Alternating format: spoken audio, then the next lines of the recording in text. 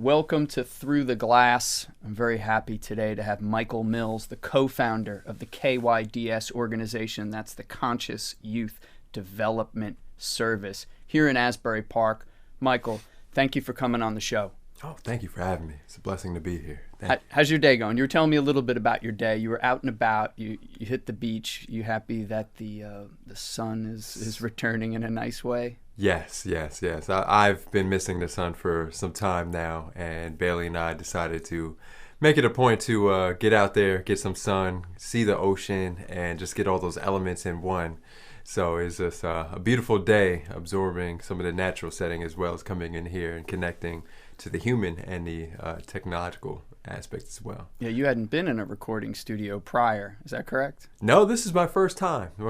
Even all the times I've been around Lake House Music Studios and even working with Monmouth University in some of our youth programs, it's been a beautiful transition to be behind this screen, and in an actual recording studio. It makes me feel like I'm a little famous. You are a little you're more than a little famous. Yeah. And when we chatted on the phone, I kind of hit you up like cold call, cold email, advertiser style, and you were gracious enough to get back to me, and we exchanged numbers, and we got to have a nice chat on the phone. I appreciated that chat, and we realized we're from the same town. We're both Neptune guys, and so when you were just describing where you grew up, so I went to Holy Innocents School. So I know that area well. Two of my closest friends, shout out to Bridget and George, they lived right where you're talking, where you were. My mother was the musical director for a bit of the music group at the church, and she was the librarian, and she might have been the part-time nurse, like probably whatever was able to get us to go to the school, really. So my mom was a big player at the church and the school. The school closed down. I heard, yes. Like many Catholic schools have over the years, just for many reasons.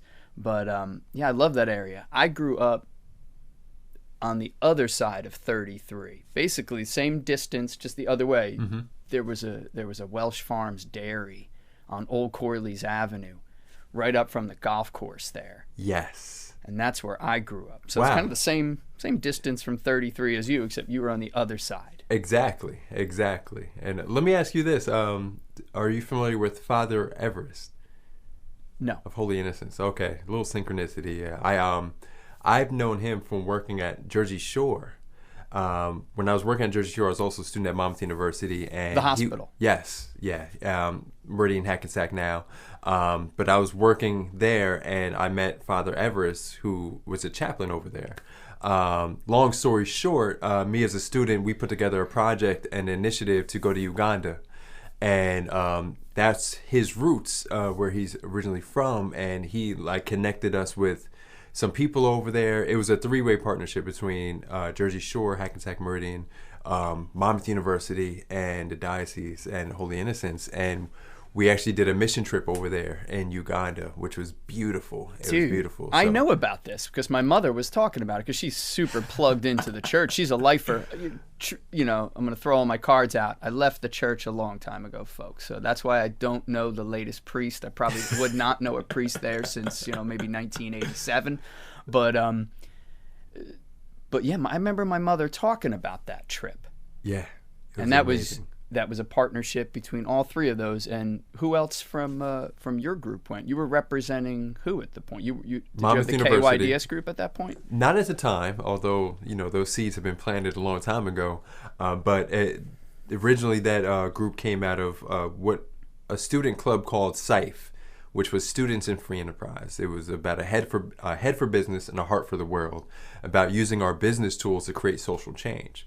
So me as a student and being plugged in at the hospital from working there and interning there as well, and then Father Everest at Holy Innocents, we were able to put those pieces together, and myself and another student went over there as part of a mission trip.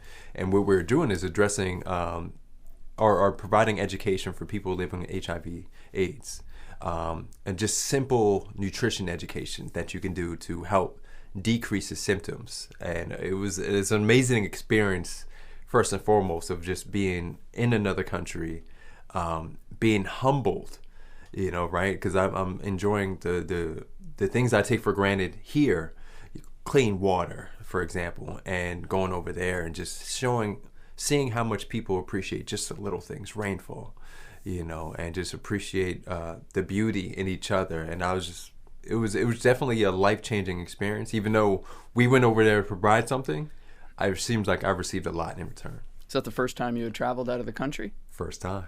And you're in Uganda. It's not like you're going to Canada. No. Or Mexico or something. You're going way out. The flight out. is actually landing, and I'm just like, I don't see anything. It's just dark, because of electricity and stuff like that. But it's just like, wow. It was just very enlightening experience for myself. That's beautiful. Tell us, how did K.Y.D.S, the kids organization, tell me about its inception and its mission in the beginning and what's going on now. Take me through it if you would. Yeah, and it's a beautiful story, and we split it up into two ways. We talk about an observation, right? And that observation is even prior to me and Ra connecting, right? Because we had crossed paths first at Monmouth University. That was for both of our stomping grounds. We both went to Monmouth University. We played intramural basketball, and I just remember guarding this guy. I didn't really know him on campus, but we'd always know each other, right? And it wasn't until years after where he's working at the Asbury Park SPOT program, which is a school-based program through the VNA. So he's not working for the district, but within the district of Asbury Park High School. And he's working as a youth development specialist. Myself, I'm working at the food bank of Monmouth and Ocean Counties, now called Fulfill. And I would also volunteer at soup kitchens after work. It's just a passion of mine to give back to the community. We're both doing the same thing. We crossed paths at this soup kitchen. And at the time, we're both heavily involved in the community, not just for me at the food bank, but I'm also doing mentor work. I'm a volunteer at Big Brothers Big Sisters. I'm doing work with children in group homes and just working with youth on individual basis. And he's working as a youth development specialist, but we're just talking about everything that's going on with these youth, right? All the obstacles that they're facing and also the larger society in general. So our observation was very clear and simple. Like, we've seen so much suffering, but we didn't see the solutions for that suffering coming out in a harmonious way. Yes, right? We can protest. There's nothing wrong with that. We can also look, to put pressure on our leaders, right? And there's nothing wrong with that. But if I'm only looking outside of myself, I'm not actually creating a solution within myself. So Ra and I were on a journey of just finding a deeper level of meaning in ourselves, where we're able to heal our trauma, we're able to heal our suffering, and we're also changing our diet and seeing that change within our physical, mental, and emotional well-being. And it was like, wow, imagine youth had these same tools and the same blueprint, because I'm seeing a lot of things that they're going through that I went through, and I was always looking just like them for the outer solution. But I wasn't looking inside. And this was the cause from a lot of my suffering growing up, and just another pun for how I came to work with youth. It was my brother. I have an older brother. And early on in my life, he got involved in the streets, gangs, drugs, and things of that sort, chose a different lifestyle, whereas I chose another lifestyle. And I made it a point because of that inspiration to be a positive role model to youth. And so that's kind of my connection to the youth and just trying to be a better ambassador, and it wasn't until I hit that point of looking within myself, it was like, oh, okay, I don't have to change anyone but myself, and by changing myself, I'm already creating a better family, a better school, a better community, because I am the beacon of light and I'm the example showing that change actually in motion. So we're seeing all this suffering and we're seeing people go to drugs. We're seeing that loop. We're seeing parents' trauma being passed on to children's trauma, and we're seeing that loop happen over and over, and we're just taking a step back like, wow, there's a lot going on here, but no one is looking within themselves to actually create the change.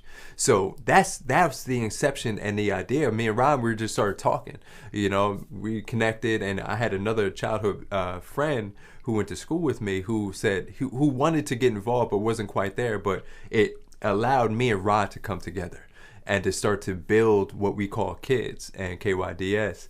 And we were just meeting in Wegmans like once a week. After work, we'd rush over to Wegmans and just start putting our plans together. But then we hit a point in November of 2014 where I said, let's just get out in the community.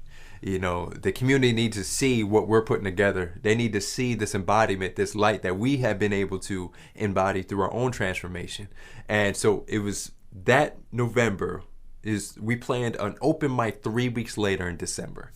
And it was probably not the best logistically open mic, but we had over 70 people show up to that first open mic. And that's where K.Y.D.S was really born. December 2014, where we had that very first open mic, we were able to infuse everything who we knew who we were into that open mic, and people felt it.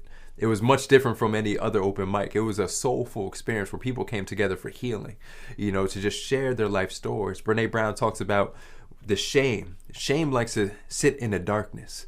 But when shame comes to light, when I speak that story, that shame out in public, it loses its power over me. And that's what we saw in open mic. It was just to get our name out there, but when we saw the healing powers of open mic, we decided to continue that. And that's where we came into our obligation, because we can only just observe the suffering in our community, seeing it happen over and over. We had to be a change. We made the observation. Now we have an obligation to give back, and that giving back came in the form of K.Y.D.S. So we started open mic. Shortly after, we're like, man, we need more in the community. Mindful meditation sits on a monthly basis. That's just really get the adults and the community there. We're integrating different after-school youth programs at Kula Cafe, because Kula opened their doors to us. And our Journey Summer program, which started in 2015, but it's been ever since, we've been running a 2-month Journey Summer program, free of charge for youth, elementary, middle school youth in the community since then. And it wasn't until 2017 where things were expanding, and we felt that passion, that pull, and we're like, okay, I can no longer go back to my job. No, after work, this is where my real passion is. So I took a leap of love in early 2017, Ra shortly after, and it was immediately after that schools were calling us and just asking about incorporating our programs in the schools. And at that point, we didn't really have like a blueprint of how to bring this. We knew what we wanted to do, but it was like, okay, but we're in 6 schools that taught us a lesson of how to actually incorporate this into school environments. And the biggest pickup after that was in 2017, the fall. Asbury Park gave us our first full-time contract in the building. So now we're working in the buildings on a regular basis, incorporating mindfulness, SEL, social emotional learning, yoga and movement, equity, empowerment on a regular basis for youth individually or in small groups or in classroom settings, and we're working with teachers as well, because we found that early on we couldn't just work with the youth. The teachers were holding on to things too that needed to be released, so we can all embody this community of belonging, this community of belovedness, and where we're holding each other with compassion, where we're showing love, we're responding instead of reacting, and we're healing from within and creating a better environment externally as well. So 2017 was like the another rebirth of the organization, where things just expanded so quickly. We're in 50 schools a couple years later, and impacting over 6,000 youth throughout the state. And it was just a beautiful, beautiful journey into growing into what we knew was possible. I remember getting hip to you guys, I guess, right in the beginning. I think right from the get-go, 2014 or so, you guys probably had a write-up in like the Tri-City or something. Yeah. And I remember reading that article, and I brought it home to my wife. I said, this is interesting, because I was always looking for ways to plug in to the city, in particular in Asbury Park. It's the reason I was working in corporate for many years. It's the reason that I went and got a teaching certification so I could specifically teach in Asbury Park. That's where I wanted to go. And I said, oh, this is interesting. And there were several times right in the get-go I was going to reach out to you guys, but I already had like a million things going on. The first baby had just been born. I was like, trying to hang on. Just started teaching. I had no freaking clue what I was doing in the classroom. But I'll tell you what I learned right away working in certain communities and with certain kids is chronic stress. And I got hip to this idea. I didn't understand it. It wasn't my experience growing up. My experience was pretty chill growing up. Like, yeah, we had some tough times. Money was rough. But at the same time, I didn't feel any of that. Mm-hmm. And now I was teaching children who I was seeing these behavior, language, outbursts, posturing, Mm-hmm. and I didn't know how to interpret it. And then I started to learn and educate myself on chronic stress, generational trauma, all these things. And then it was like, oh, I never really thought about that. Mm-hmm. And I also quickly realized that I was becoming, when I was at my best, which was, I tried. I don't know how often I was at my best in that position, but I was becoming a symbol just as a man, Mm-hmm. especially for a lot of the boys. Mm-hmm.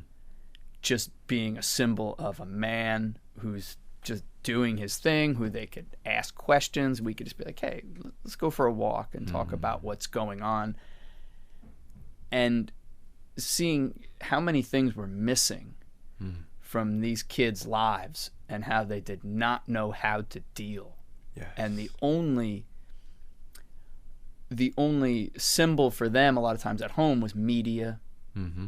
television, commercials, movies, and music. I love all four of those things, but those are not a guide for a child in any way, shape, or form. Yeah. So a lot of things I was getting was really just reflections of the media that they were interested in, because it made them feel good, it made them feel tough, but they were broken down, a lot of these kids. They did not have the tools.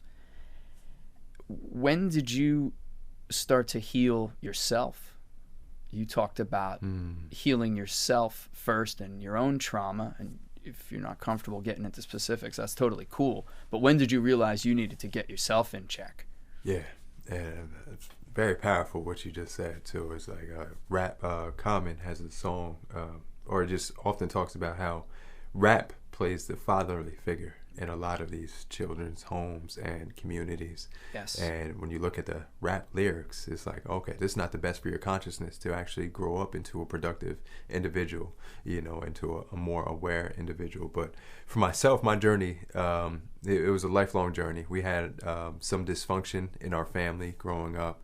And I say this with a grain of salt, like it wasn't always bad, but there were some things within our family that took place that shaped me into like being just holding a lot in, and I never spoke my emotions. I never like said I'm in pain right now, and I just always hid it in playing in sports, basketball, football. And it's like, especially football, coaches always said, take your anger out on the field, but what happens when I'm off the field and this anger takes over, and that's when I started the drinking, the smoking, and just to numb the emotions that I was feeling.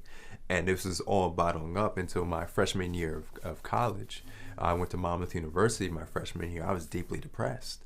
I was going through it. There was a lot of things that were happening in the family with my brother, and relationships around me, friends and stuff like that. And deeply depressed on campus where I'm supposed to be like, okay, this next stage of my journey, but it wasn't that for me. It was the next stage of a journey I didn't know about at the time. But I started seeing a therapist and a psychologist, psychiatrist on campus.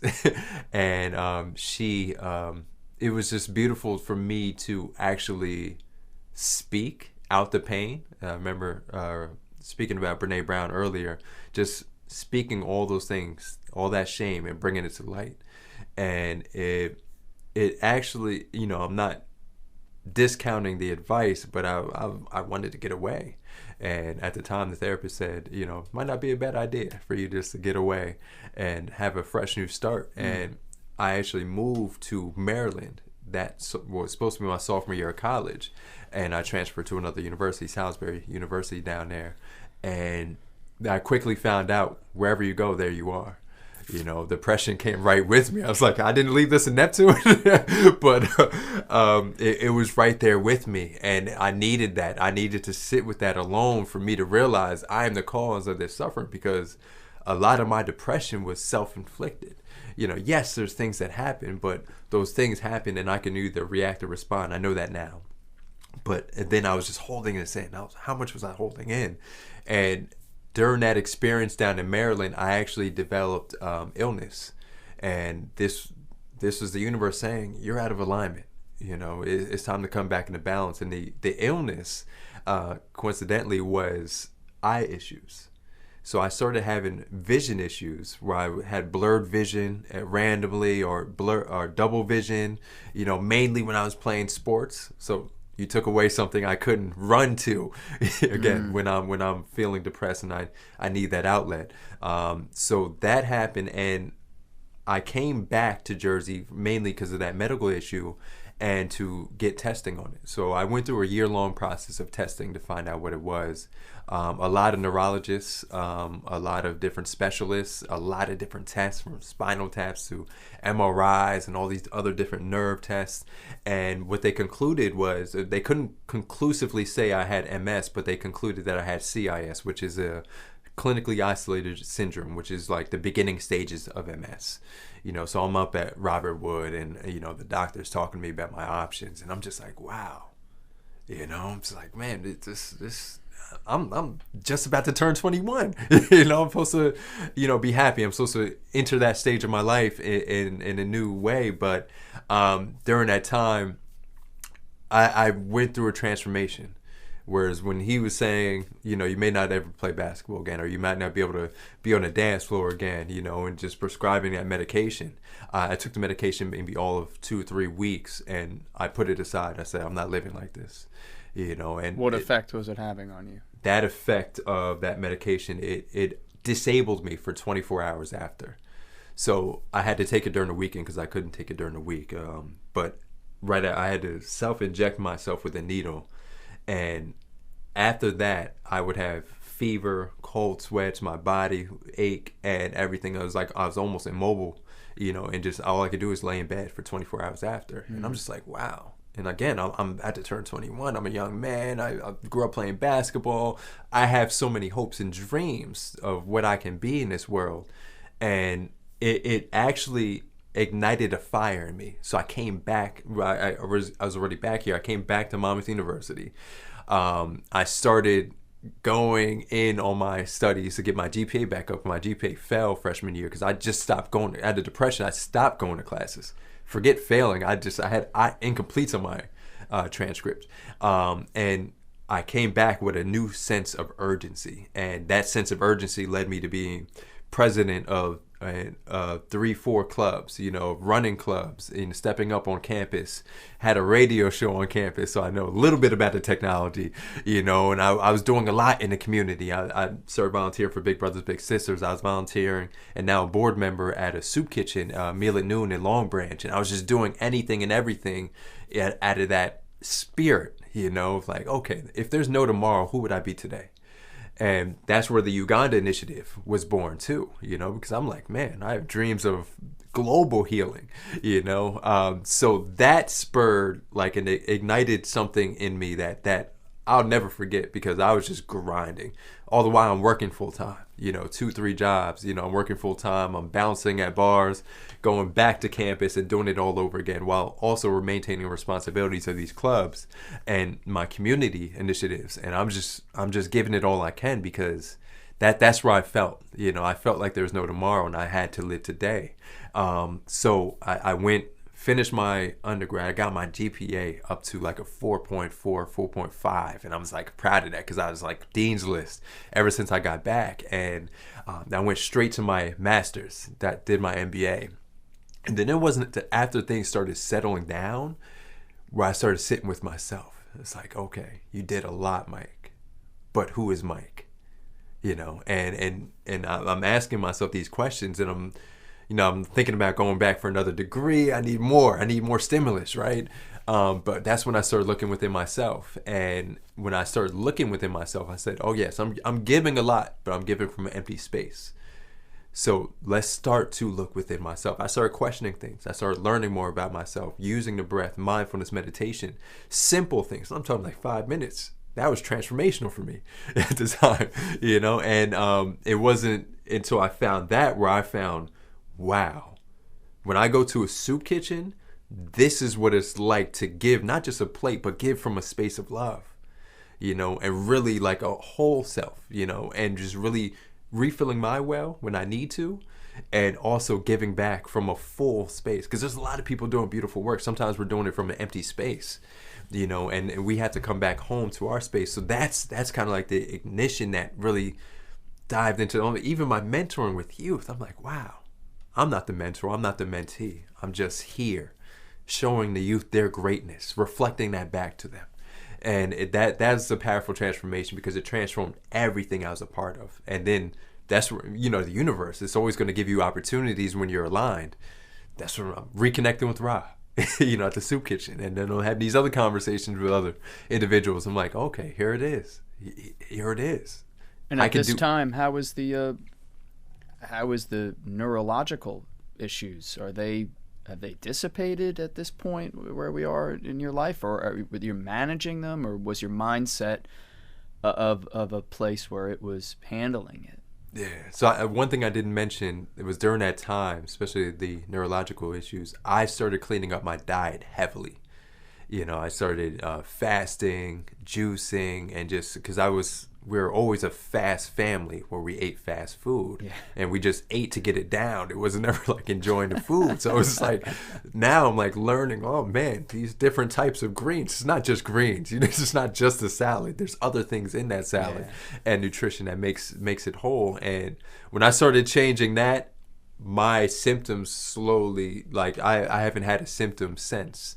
And I started going back to the things I love. Not only did I go back to basketball, but I also went back to coach basketball for a period of about 4 or 5 years, working with youth, again, 2nd and 3rd graders, 4th and 5th graders. And it was just beautiful. But I really, during that time where I started questioning everything inside of me, I also started taking control of everything inside of me. So I started affirming my health and what my health and well-being was. You had the focus to recognize what was going on and identify and make tweaks. Exactly. And on a spiritual path later on, it's like, okay, I can see where that vision issue came about. My vision was off, and it manifested in its physical form. So that was something that was deeply profound in my journey, and I hold on to it, because without that, I'm not here as a KYDS co-founder. That's amazing. So when you and your partner are working with the youth in the area, I told you I was teaching in this town for a bit, and yes, people, not even just kids, grown-ups usually not equipped on the inside to handle, and a lot of people lobby for more money for schools, more funding for this, money. All those things are important. I think kids should get everything. I think in particular early childhood education is an area that our government fails across the board. But the one thing I noticed is a nutritional imbalance. Yeah. And I've never been terribly smart with nutrition. My wife is really smart, and she buys the food, so I benefit from her knowledge, and she's taught me a lot. But a lot of the children in schools anywhere, we're assuming that they have a balanced diet at home, whether they do or they don't, and what the schools provide sucks. Yeah. And I understand unhealthy food is cheaper generally. Like, I get that. I get the economics of it. However, it was always it always kind of shocked me that it's like, oh, you haven't eaten at home because maybe things are that rough where there's not even any food, but now you get to come to this safe, beautiful school, but the food here is no better than, exactly. It's very unhealthy. How do you change kids, and I assume you have to change their families' minds as well about nutrition? What are some of the roadblocks there when you're educating a child and their family about nutrition? Oh, I mean, taste buds first and foremost, because if your mind is so conditioned, your taste buds are so conditioned for the sugar, and that salt. Sugar high and the salt, and everything tastes crazy with that much salt. I know, yeah. If you put anything in the fryer, it might taste the same way, But that's it's true. Just like, when you start to change, it's not this tasty change, right? It may seem dull or this and that. So what we try to do is meet them where they're at and just taking what they currently have and replacing with healthy alternatives. So one thing we did in the past 3 years in Asbury Park schools is me and Rod just personally would bring our blenders, our NutriBullets, our Vitamix into the school. We'd have smoothie day. Here's a way for you to get your fruits, and we'll add sometimes a little bit of greens in there, but a healthy alternative, because 9 times out of 10, when I see a child who's in school suspension or getting in trouble, I'm asking them what they eat and what they had for breakfast. And I already know the answer. I had Takis, or I had French fries from the corner store. Wait, that early in the morning? And there's no wonder that these kids, their minds are not able to sit and focus, or let alone be the most productive, So that, to me, that's step one, before I can get you to even understand the practice of mindfulness, your breath, or any type of yoga. I have to help you understand your body and how this feels inside your body. So can I just observe, eating the way I currently do, how that shifts in my body, how that feels in my body? Even though I know it's a little gruesome, but like, am I actually moving my bowels? Once a week is not good for a healthy digestion. Wow. And just helping people understand that dynamic. So then we start with smoothies. Okay, it tastes good, right? And you get that sweet rush, right, because of the natural fruits and the sweeteners in the fruits, and then you're also satisfying that, but you're also getting the healthy benefit of the smoothie as well, and it was a beautiful learning curve when we bring healthy snacks into school and just different alternatives, again, to meet them where they're at. We had a great partner. We have a great partner in Seed to Sprout and Seed to Sprout Bakery. Me and Rob would stop at the bakery before school to get some bakery goods. They're all plant-based, no additives, no artificial sweeteners and things of that sort. But it's giving them the same thing, but in a different way, in a different taste buds. So that's the biggest thing. And one thing we've been able to really get move forward, because we saw that was trickling back home, but not in its most beneficial way. Whereas, Mr. Mike, my mom said, well, she threw away that bag that you gave me, or she said, what is this crap, but bring it in his household. So we started, and this year has allowed us to work intimately with families. So even though it was a pandemic year, it's also a year where schools went remote, they were virtual, we didn't have a lot of access to kids. We were going door to door. We had great partners in Dean's and Seed to Sprout who were donating on a weekly basis fresh produce, healthy foods. This is fresh produce, so we were actually making boxes, taking them to the community every Friday. And while we're there, we're also dropping off little books here and there for kids to read to help nourish their minds during this time. Also connecting with their breath, and providing them that blueprint, because we're not in the schools. I can't see you as often, but we're coming door to door. We're going to do a little practice. I'm going to drop off the food. I'll make sure you're good. I'm also connecting to your family because I'm meeting you where you are. And through that, we had a new program within kids called Peace on the Porch. And that program was a coordinated program. We worked with a certain amount of families on a 6 to 8 week basis, where we're dropping off food and we're dropping off peace at the same time. So we're getting that physical food and the soul food all in one, and helping them manage their stress, help them find healthier alternatives to live a better lifestyle. Because a lot of the parents, we could just see the trajectory of where these kids are going to go based on the parents. Well, that's what I was talking about before with toxic stress and generational trauma. Diabetes. Things tend to continue. Yes. I mean, a child can't break a cycle in a family. Maybe once in a blue moon there's like a special case and lightning strikes, but children are just a product of their environment until they could educate themselves. But normally that's so much later, teens and all that. And for you guys to be catching them and educating their families. Yeah. It's really beautiful, man. Yeah. What are so I've dabbled in meditation, and I'm a failed. I'm such a failure at it. My brain's always like, as you know. And what is the biggest pushback? What are the biggest hurdles with the children when you're like, all right, so we know what we're going to be doing. We've eaten a good meal today. So let's sit down and get to it. What is the biggest obstacle? And I want to know for myself too. Like, I want to show my children, because that's something that I can't model at home. I can't model I could pretend Yeah. to model it, but ultimately I would just be fronting because it's like I'm like frenetic all the time. So I want to learn for myself, and I want to learn how to model for my children. So give me some pointers, man.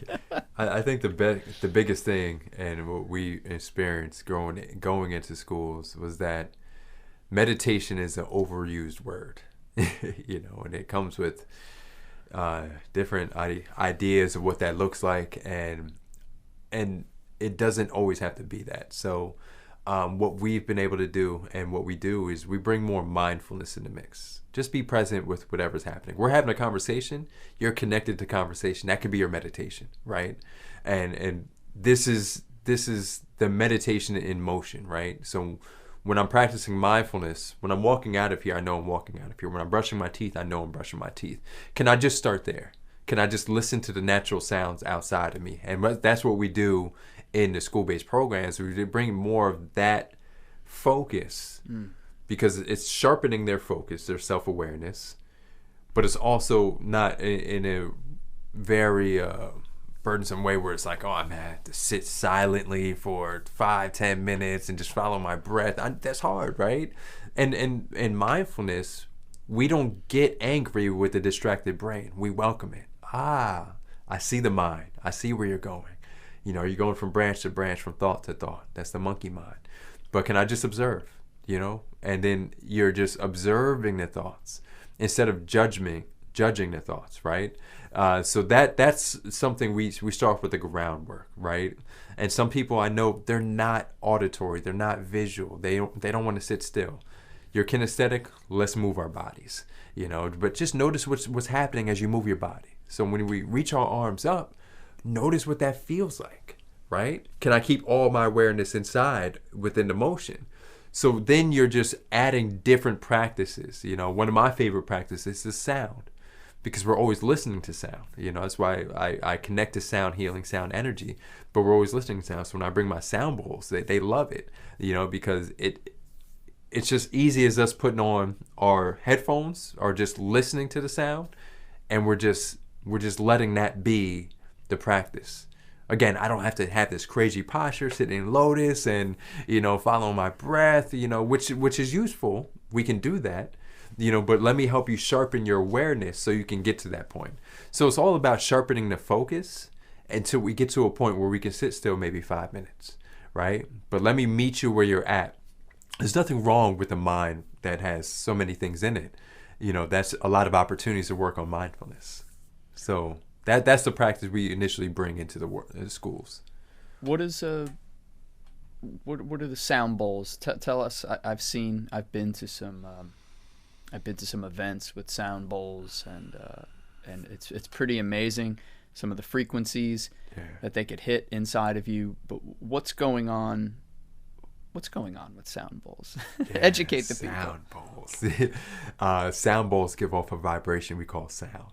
And through these sound bowls, and the sound bowls I have are crystal singing bowls, which are 99.99% quartz, and are heated at 4,000 degrees to create these beautiful bowls. Each bowl has a different frequency, different musical note, right? So from B to C and everything in between. So they have different notes that they're attuned to. Those different notes are connected to different parts of our body, different glands and organs within our body.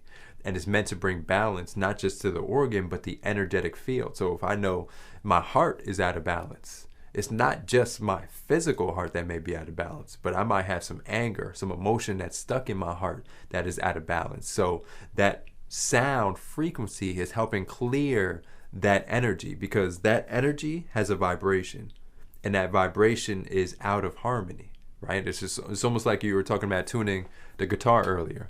If it's out of tune, you just have to get it to the right tune. And that's what the singing bowls are doing. They're getting us to the right frequency that promotes health and well-being. And then through there, what I like to mention, because it was extremely beneficial to me, is that sound. When I learned that those sound bowls can make me feel this good, what is that other music doing to me? And some of the music we may be playing, like you mentioned, that father figure music, and that may not be the best for my consciousness, so can I just shift the other sounds I'm listening to? right? And stop listening to as much of that heavy stuff that is actually creating a lot of disharmony within me, and sound energy, we say when your body's out of harmony, it can create dis-ease, the dis-ease of the body. But bringing it back into its optimal state is just bringing more health and wellness inside the body. I've experienced that through traditional Native American music. Ooh. So like flute and drum, simple, one flute, usually one drum. I started really benefiting from having that music playing. And then, of course, when we started having kids, I'm like, we're going to put some of that music in their rooms. Yes. And it was huge. It is beautiful. There's something very primal about it. It doesn't give you a specific thought. It's not telling you what to think. It's not suggesting something through lyrics. It's not suggesting something through its rhythm. It's allowing you to really define it. And if you're in a calm place, if it brings you to a calm place, what I found was you'll often define it in a very simple way. You just might think about the sky, or you might think about trees, or the ocean. And I love that. How did the children respond when you break out the singing bowls? Oh, they love it. And what are they supposed to be doing during it? Are they just chilling out? Are they chilling out? Yeah, just chill out. There's nothing you could just lay down, relax. If you go to sleep, you go to sleep, because 9 times out of 10, anytime we go to meditation, we get what we need. So if you need sleep, I'm there. Who am I to interrupt that? But at least with sound, I know you're still listening. Your body's always listening, right? So you're still absorbing the frequency. So that's going to be a restorative and restful sleep that you get. But it's just about just letting go. Because that's a practice within itself, right? How well can I just let go? And I find that a lot of people, especially children, who are just like, they're so caught up in their mind, this and that going on, the past, the future. When the sound hits, it just blasts through those thoughts, and it just clears the mind. And it's just like, okay, wow, this is what my mind feels like clear. This is what my body feels like calm. And it's one of those things that really the kids cherish and love. I've literally been in gymnasiums with 400 kids at assemblies, and I play one bowl and the whole place gets quiet. And I'm just like, wow, that's the power of sound. Now let's use that power of sound, not just during singing bowls, but with our voices, right? This was me teaching teachers. Our voice creates a frequency of what the children can connect to. You may say the most loving thing in the most hateful tone. They're going to hear their hateful tone. So you have to make sure that sound in its resonance is at its balanced state, harmonious state, so we can bring more of that inside. How does one practice that? So how does one practice their speaking voice having a resonant tone that's positive? What does that mean exactly? Well, usually it starts from the inside out. So it's more like my voice doesn't sound the way it does until I find more peace inside. Then you'll have a more peaceful tone and voice. So that's where we're speaking about not just acknowledging outside of me, how I want to intentionally connect with somebody, but also what's going on inside of me. All right? Because a lot of teachers, when little Johnny messes up in the classroom, it's not little Johnny so much that's causing a little frustration and anger in them, but it might be all the factors 20, 30 years ago, that experience reminds you of.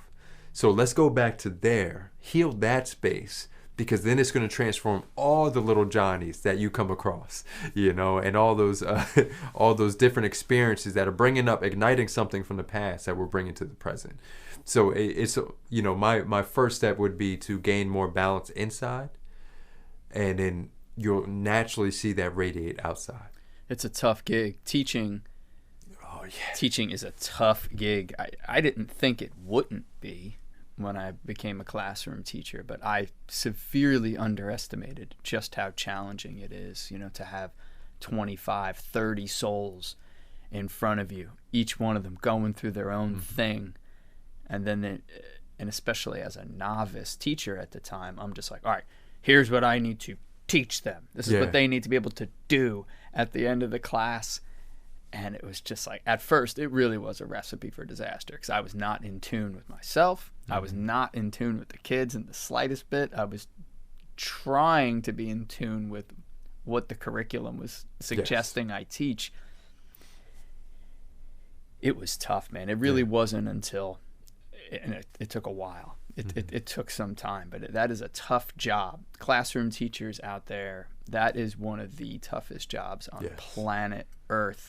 And it really wasn't until I became more empathetic towards some of the children's issues and started learning about some of the chronic issues that were going through their lives and their neighborhoods and their families.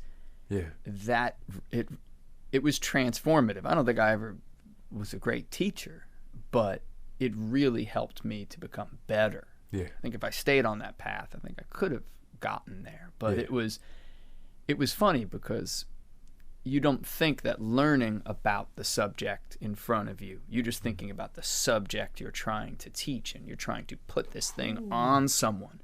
I have this thing, I'm going to put it on you, and it'll become a part of you magically, I guess, and then you'll be able to own it, regurgitate it whenever we want. But it doesn't work like that at all. It doesn't. I was so ill prepared, even though I had great mentors and people who were truthful with me about the experience. I still had this idyllic view of what it means to teach people, and that was severely humbling. That experience, and troubling for a short while too. So I'm like, my God, what did I do? Am I going to ruin these kids' lives? Like, no, I'm sure you've gone through that too. As an educator yourself and as a mentor yourself, sometimes you're like, am I making things worse here? You can't help but have that thought. There's always one or two you want to get back. It's just like, I could have been better. I could have been better. But then you come across these kids, some like years later, and it's so beautiful. I told you the story of you guys were at the Maker Fair at Monmouth. And I was just walking around with my kids. That was dope, the Maker Fair. They still doing that? It's on pause right now. Hopefully it'll be back soon.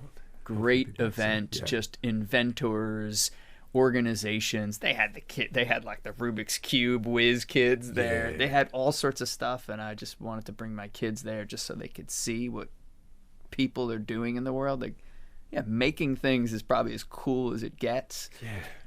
And walked past your table. I wanted to touch base with you and your partner, but there was a lot of energy around that table. So I'm like, all right, I'll catch up with them later. And as I'm walking away, I could hear, Mr. Scotto?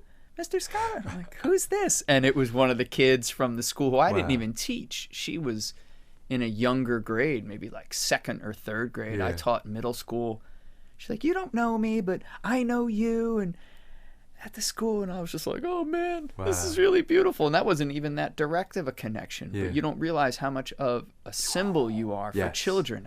I was just some guy probably walking through the halls, and then there was probably stories about me. Some were true, some probably weren't, some were positive, some I'm sure were not. Yet it imprints something on a child, and then it comes back at you as something positive. And she was so excited. I'm like, oh my gosh. Like, of course I remember you. I did not, but I was just so filled with like joy, and I'm like, I didn't want to I didn't want to be that guy. So she got so many kids, hundreds of kids a day. Yes, you're one of those. And it really is a beautiful thing. It's humbling to teach, and it's society does not put a premium on teachers and education and mentors. There's no premium on it. You can just see it with funding for schools. You could see it in the lack of early childhood education, although some towns around here do have some interesting programs. Like Neptune City has a really good early childhood education program. We're missing catching humans right at the beginning and at the end. We're really, it's like fend for yourself in the middle of your life. Cutthroat, do what you can, make your money, do your thing, try and be a good person. But really, the bookends of a lifetime are really, there's no premium on that in our society, and certainly not in our government. And it's a bummer. Yeah, exactly. I said shout out to you and all the teachers out there, because it's like your parents that don't even know it.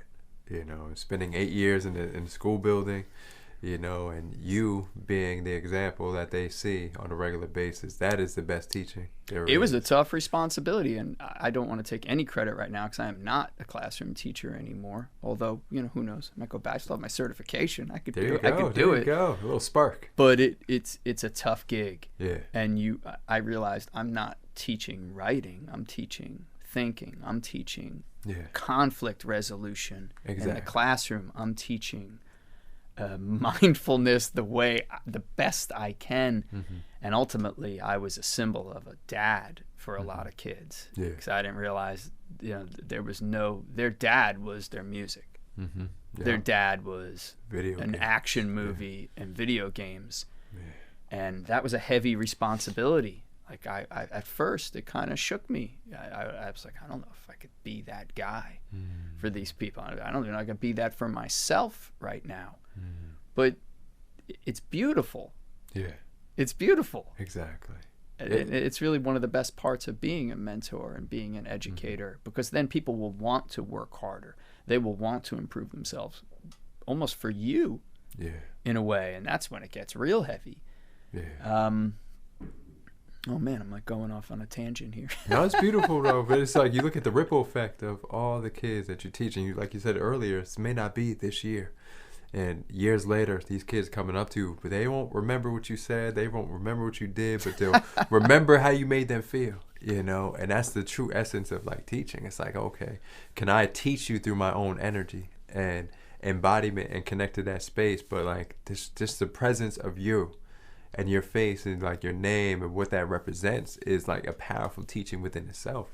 So I tell myself I'm planting seeds all day, you know, and when those seeds begin to blossom, I don't know, but you know, I know one day they will blossom. It could be today, it could be 10 years from now, but all I can do is do the best I can from where I am now. And sometimes just showing up is enough. I didn't realize the inconsistency in a lot of these kids' lives. Yeah. So just the fact that I was some guy who was there every single day, like that alone had a positive effect, because routine is critical for children. Yes. And what I realized in a lot of the kids' neighborhoods that I was teaching, the routines were out the window. There were no routines. No routines. There was a lot of responsibility, Yeah. which is beautiful.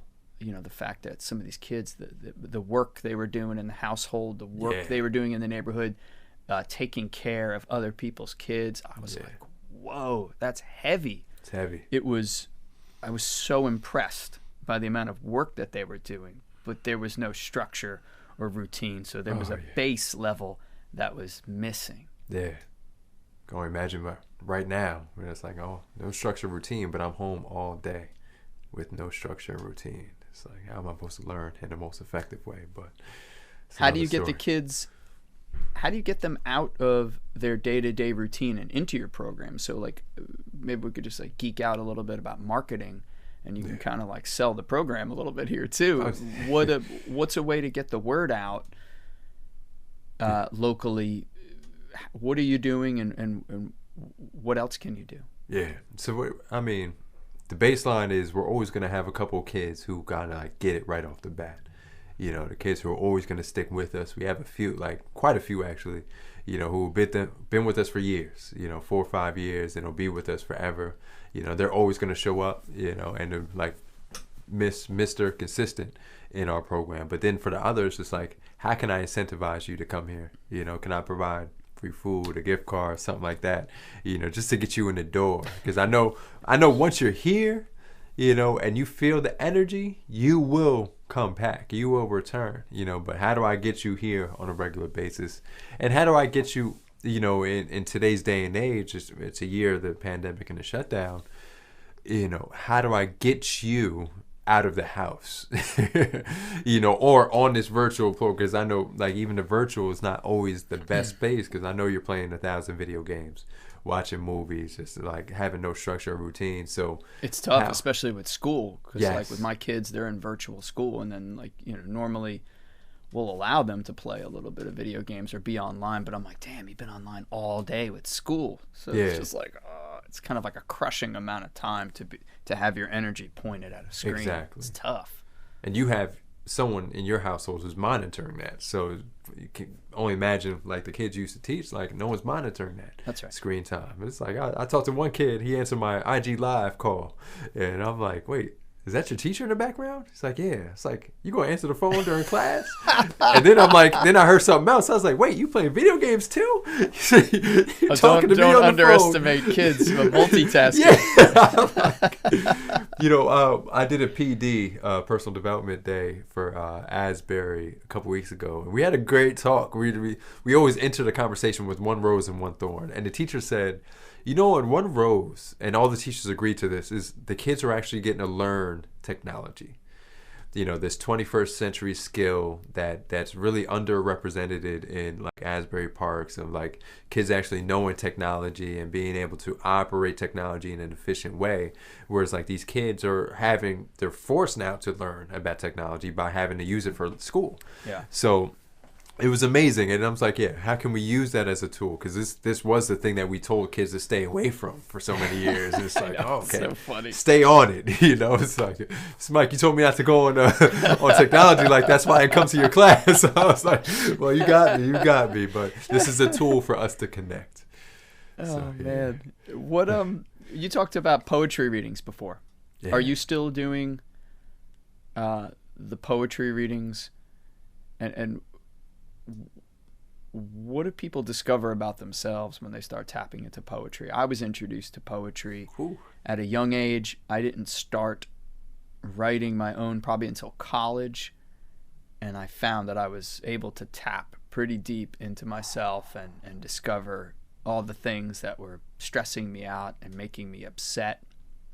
And it didn't naturally make them disappear, but there's something to be said for tapping into your pain and just recognizing it. It's pretty helpful. It's powerful. How does that work with children, and what do you notice when they start digging in to the layers and getting deep? What are some of the trends that you notice, and how has it informed you? Wow, man. It's just me growing up in poetry. I have a intimate relationship with it where I know poetry can do a lot for pain. It can be a lot of healing and just transformative embodiment of who you actually are through just the expression of your authentic self. So when we brought it into the organization, doing open mics on a regular basis, and we have not skipped a beat, so we have open mics every month since 2014, we've been able to see the power in words, the power in healing. And what I'm especially excited to talk about is this past year with this new landscape of learning, especially virtually. We started a collaboration with Project Right Now, which is a writing organization, creative writer expression organization, and Asbury Park High School, one of the classes there. So in that class, we've been doing creative writing and mindfulness.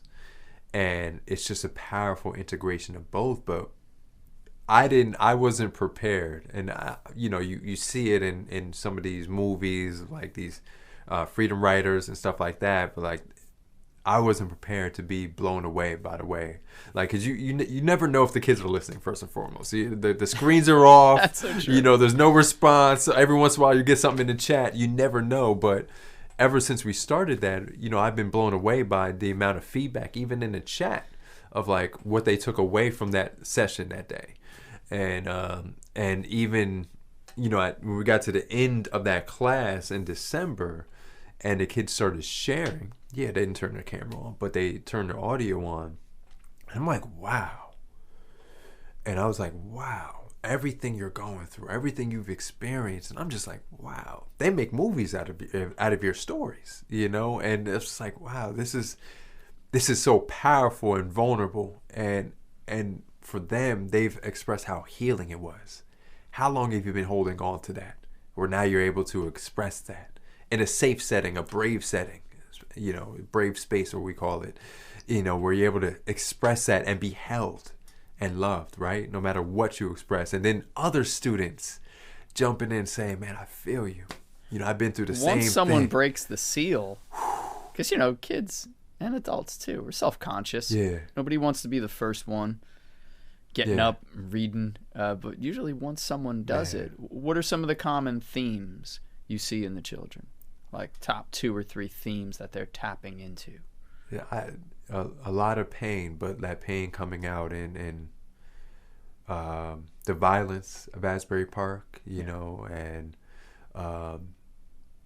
you know, death, drugs, you know, just even the you know, parents, you know, one queen, she spoke about a story, just like her mother just working so hard to provide for the family, and just, you know, and her health being kind of like, you know, taking a back seat, you know, to just putting food on the table, and just like her wanting to just step up and just help her mother and just help out the household. And just, but for her to see that at that young age, and just to see the pain, the suffering, and then you have kids who are able to see, like, man, you know, you have kids who will write about, like, man, why was I born here in this body? This hurts, you know. And hearing those stories breaks my heart, because I'm like, man, I always told kids, you're here in this life because you're strong enough for it, you know. And because this, little do you know, I know there's a lot of pain right now. I know there's a lot going on. You don't see, like,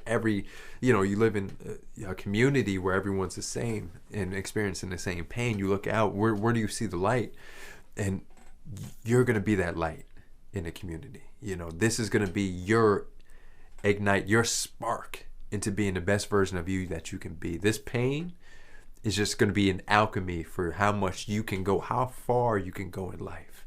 And that's why I tell these kids, but it's you know, in the moment, you're just like, wow, I'm holding you. I'm with you. I feel you. And it's tough, too, because a lot of the reflections coming from media is unattainable, is unrealistic. This idea of perfection. I assume it's even tougher on social media for kids. You know, I'm not a kid, so I care less if, you know, what people are doing on social media. Like, I don't feel it. I don't feel like, oh, man, I wish I could. I wish I had that. Oh, man, that life is so nice. Oh, they look so good. Like, I was never that person anyway, so I don't feel those things. But I can imagine that being really tough for kids. If they're feeling pain inside, and it's like, well, if everything else is perfect, what's wrong with me? And poetry's good like that. Poetry allows you to get those feelings out, and you said in a brave space. I remember seeing... I don't know if you're familiar with the poet. He passed away a couple years ago, Amiri Baraka. Yeah. So I went to go see him up in Newark or something, and after a bunch of poets, right? And he was kind of scolding poets. Like he was hardcore. He was a divisive guy, which those are like some of my favorite people. Because they like mix it up a little bit. Yeah. So I dug his poetry, and I dug what he had to say. And I like tracked him down after the thing. He was sitting at a table. There was no one at that table. So I'm like, I'm going to go and talk to Amiri Baraka. And I was just, you know, kind of like, I really liked your poetry. I really liked what you had to say. But we were able to chat a little bit about this idea of suffering in art, suffering and art, suffering through art, and how suffering is just going to be a part of life. He said, that's the gig. Like, that was his line that stuck with me, because he was sort of coming down on a lot of artists and poets who felt like they should be on a certain level, a certain pedestal, have a certain lifestyle, have a certain amount of fans or people listening or going, wow, that's great. And he was like, he like struck that idea down. He's like, the gig is suffering, and the sooner you get in touch with that, the more peaceful you can get, and you can grow from that. And he just kind of blew me away that day, and I'll never forget it. And I'm glad I got to meet him too, because he passed away.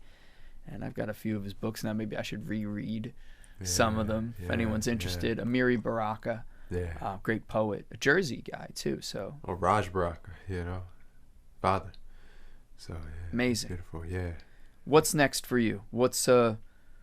Where do you want to take all the seeds that you've planted? I mean, I'm sure just planting them is enough work and enough headache and enough lack of sleep. But what, you know, if you had the crystal ball, what is the end goal? Let's envision it now. Yeah, let's put it out there. Let's talk about it. Global.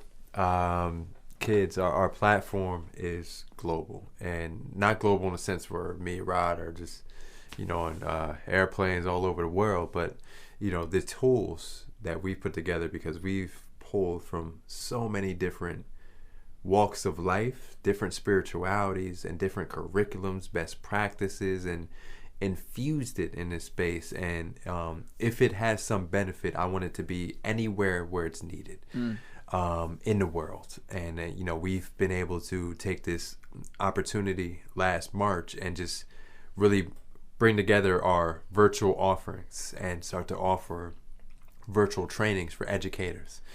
So these tools are accessible for educators. We have one where we're launching our conscious educators in a couple weeks, and we have one woman signed up from Asia, and I'm like, wow, this is beautiful.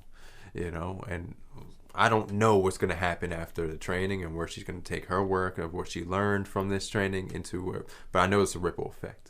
And if that ripple effect can just affect the world, here in Asbury Park, just a deep level of healing, of what I call, and have been calling recently over the last couple of weeks, beloved community, where we're all united as one. We're all looking after our highest well-being.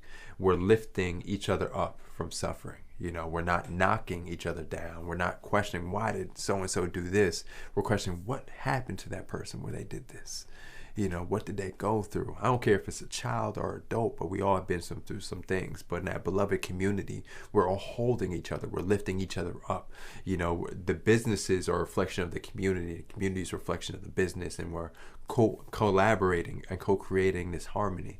And our awareness is in such where we're aware of what we're feeding ourselves. Yes, I know media, I know music is always going to be what it is, but can I have the discernment to listen to what's best to purify myself and cleanse my mind and my body, and putting the proper foods in my bodies, but it's awareness. It's a deep levels of healing so we can sow the resilience here in Asbury Park. I envision a community center called a conscious learning center. I'm putting that out there, where you have an integration of, yes, our staple programs of mindfulness and yoga and meditation, but also different ways of connecting to different minds. So we have a framework called thinking patterns. It's for the auditory, visual, and kinesthetic, but playrooms that promote all those elements. Playrooms that also promote the level of growth in the mind. So it teaches you what to think instead of how to think, but also bringing these holistic practices all together, and not just bringing it together for people just to heal holistically, but for people to learn and to be ambassadors through practice. So they, like, I'm looking at my kids, okay, I want you to do this, I want you to take over, so it's not just me, but now we have more and more. That's that ripple effect, that domino effect, where we can provide all this, to everywhere we go, and it starts to branch out as a place of awakening, so we can awaken to the greatest version of ourselves on the physical plane and on the spiritual plane, so we can see what we're designed to do. The KLC, the Conscious Learning Center. Yeah, so I can see as in the community.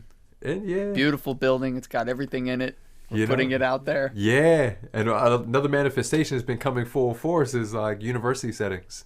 Where we just did a presentation yesterday at Monmouth University, or with Monmouth University virtually, for a leadership program, and we'll be doing something with Brookdale later next month, and Kane as well. So the university setting, so we can train the next level of educators. They don't get the training, imagine they got trained to know what to expect going into the classroom, a classroom like Asbury Park, instead of just being this young graduate, 23, 24, going to the classroom like, wow, I didn't think it was going to be like this. I thought I just had to teach English, math. Dude, totally. I would have benefited from that greatly.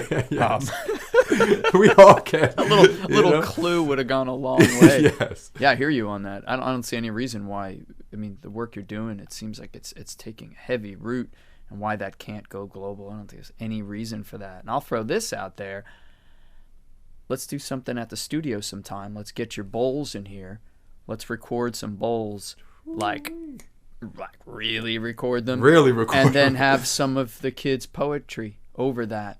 And we do something like that. Can I throw that out into the universe? Absolutely. So throw it out there. I'm going to grab it down, put it in my pocket. Keep it. Yes, Keep it. Hold please. me to it.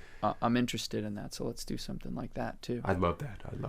Mychal Mills, thank you so much for coming on Through the Glass today. It was really cool to get to know you on a little bit of a deeper level, or a lot deeper level. We've only chatted once or twice prior, so I appreciate you making time. I appreciate what you do in this town.